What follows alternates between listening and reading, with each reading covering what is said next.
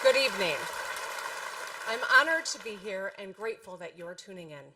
I'm Gretchen Whitmer, the 49th governor of the great state of Michigan. Tonight, I'm at my daughter Sherry and Sydney's public school, East Lansing High School. We're here today with families and parents, teachers, and most importantly, students. I want to thank you all for coming, but tonight I'm going to talk to those of you who are watching at home. I'd need a lot more than 10 minutes to respond to what the president just said.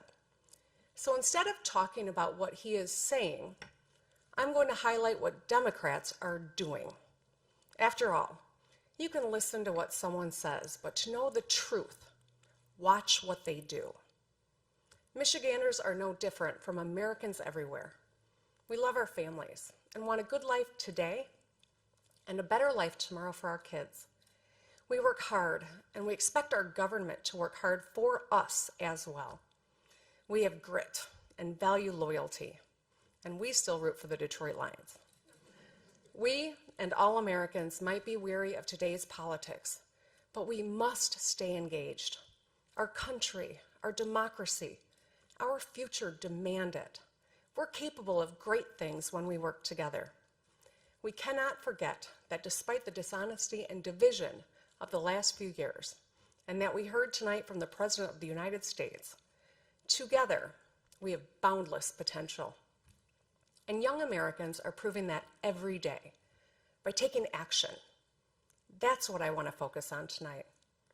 Monty Scott is 13 years old and lives in Muskegon Heights, Michigan. Monty's street was covered in potholes. They were ankle deep, and he got tired of waiting for them to get fixed. So he grabbed a shovel and a bucket of dirt and filled them in himself. During my campaign, people told me to fix the damn roads because blown tires and broken windshields are downright dangerous. And car repairs take money from rent, childcare, or groceries. And we, the Democrats, are doing something about it. In Illinois, Governor J.B. Pritzker passed a multi-billion-dollar plan to rebuild their roads and bridges. Governor Phil Murphy is replacing lead pipes in New Jersey. All across the country, Democratic leaders are rebuilding bridges, fixing roads, expanding broadband, and cleaning up drinking water. Everyone in this country benefits when we invest in infrastructure. Congressional Democrats have presented proposals to keep us moving forward, but President Trump and the Republicans in the Senate are blocking the path.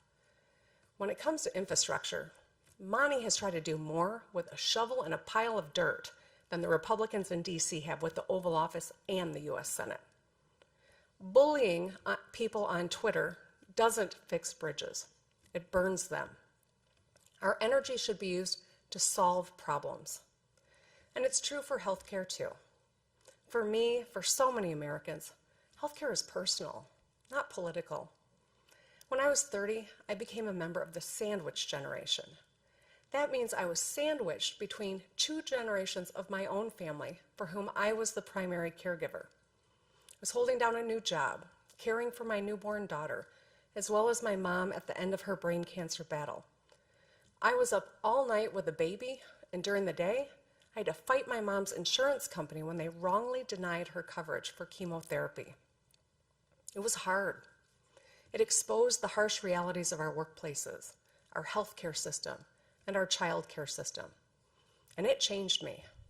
I lost patience for people who are just talk and no action.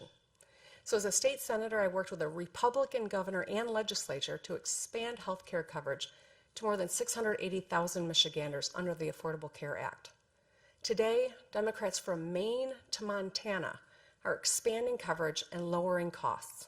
In Kansas, Governor Laura Kelly is working across the aisle to bring Medicaid coverage to tens of thousands. In New Mexico, Governor Michelle Lujan Grisham enshrined ACA protections into law. Every Democrat running for president has a plan to expand health care for all Americans. Every one of them has supported the Affordable Care Act with coverage for people with pre-existing conditions. They may have different plans, but the goal is the same. President Trump sadly has a different plan. He's asking the courts to rip those life-saving protections away. It's pretty simple. Democrats are trying to make your health care better. Republicans in Washington are trying to take it away. Think about kids like 17-year-old Blake Carroll from Idaho, who organized a fundraiser to pay for his mom's colon cancer treatment. Or 19-year-old Ebony Myers from Utah, who sells art to help pay for her own rare genetic disorder treatment. No one should have to crowdsource their health care. Not in America. But the reality is, not everyone in America has a job with health care and benefits. In fact, many have jobs that don't even pay enough to cover their monthly expenses. It doesn't matter what the president says about the stock market.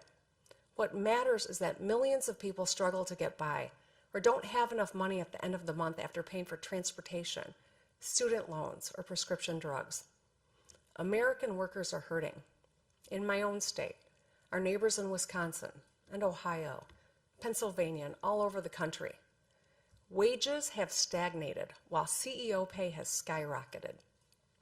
So when the president says the economy is strong, my question is, strong for whom? Strong for the wealthy who are reaping rewards from tax cuts they don't need? The American economy needs to be a different kind of strong.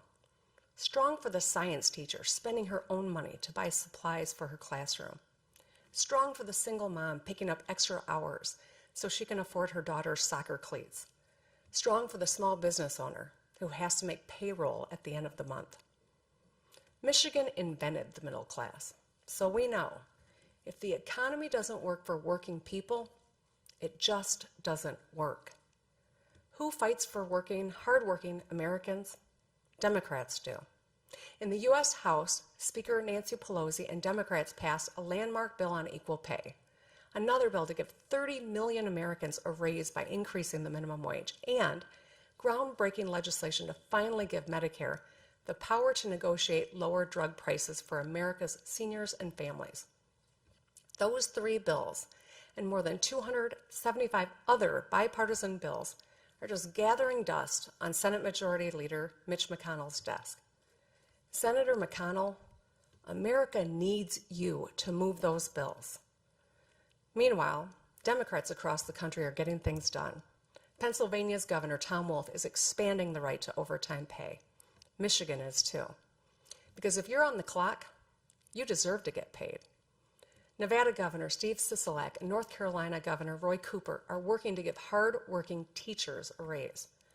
And speaking of the classroom, Wisconsin Governor Tony Evers unilaterally increased school funding by $65 million last year.